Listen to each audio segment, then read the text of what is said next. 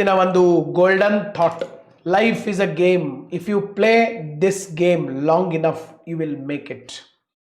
ಇದೊಂದು ಗೇಮ್, ಎಷ್ಟು ಭಾಳ ದಿವಸ ಈ ಗೇಮನ್ನು ಆಡ್ತೀರಿ ಅಷ್ಟು ಸರ್ ನೀವು ಜೀವನ ಸಾರ್ಥಕ ಆಗ್ತದೆ. ಓಕೆ, ಈ ಕ್ರಿಕೆಟ್ ಆಡಕ್ಕೆ ನಿಂತಿರ್ತಾರೆ, ಬ್ಯಾಟ್ಸ್ಮನ್ ನಿಂತಿರ್ತಾರೆ, ಒಂದು ಬಾಲ್ ಮಿಸ್ ಆಗ್ತದೆ, 2 ಬಾಲ್ ಮಿಸ್ ಆಗ್ತದೆ, ಜನ ಬೈತಾರೆ, ಯಾವ ಬ್ಯಾಟ್ಸ್ಮನ್ ನೀವು ಅಂತೇಳಿ. ಬ್ಯಾಟ್ಸ್ಮನ್ ಇನ್ನೂ ಔಟ್ ಆಗಿಲ್ಲ, ಇನ್ನೂ ಕ್ರೀಸ್ನಾಗ ಅದಾನು. ನೆಕ್ಸ್ಟ್ ಬಾಲ್ 2 ಬಾಲಲ್ಲಿ ಮಿಸ್ ಆದಂಥ ರನ್ಗಳನ್ನು ನೆಕ್ಸ್ಟ್ 1 ಬಾಲ್ನಾಗ ತೆಗಿಬೋದು. ಬಟ್ ನೀವು ಎಷ್ಟುವರೆಗೆ ಅದನ್ನ ಗೇಮ್ ಆಡ್ತೀರ ಅನ್ನೋದು ಭಾಳ ಮುಖ್ಯ ಇರ್ತದೆ.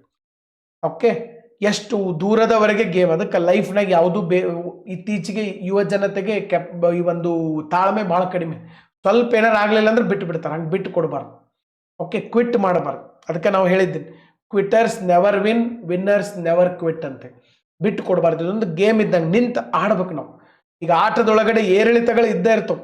ಕ್ರಿಕೆಟ್, ಈಗ ನಾವು ಇಷ್ಟೆಲ್ಲ ಕ್ರಿಕೆಟ್ ಮ್ಯಾಚ್ ನೋಡ್ತೀವಿ, ಅದ್ರ ಬೆಸ್ಟ್ ಮ್ಯಾಚ್ ಯಾವುದು ಅಂತಂದ್ರೆ ಯಾವುದು ಏರಿಳಿತಗಳಿರ್ತವೆ. ಒಂದೊಂದು ಬಾಲ್ನಾಗೂ ಸರ್ ನಾವು ಅಗದಿ ಜೀವ ಕೈಯಾಗಿ ಹಿಡ್ಕೊಂಡು ಕುಂತಿರ್ತೀವಿ. ಒಂದೊಂದು ಸರಿ ಏನಾಗ್ತಿತ್ತು ಒಂದೊಂದು ಬಾಲೂ ಇಂಪಾರ್ಟೆಂಟ್. ಹಂಗೆ ಭಾರಿ ಕ್ಯೂರಿಯಾಸಿಟಿ ಇರ್ತದೆ ಗೇಮ್ ಅಂದ್ರೆ, ಅದಕ್ಕೊಂದು ಬೆಲೆ ಇರ್ತದೆ. ಅದಕ್ಕೆ ನಾವು ಲೈಫ್ ಒಳಗಡೆ ಭಾಳ ಸರ್ ಡೌನ್ ಹೋದಾಗ ಕುಗ್ಗಬಾರ್ದು, ಅಪ್ ಇದ್ದಾಗ ಹಿಗ್ಗಬಾರ್ದು.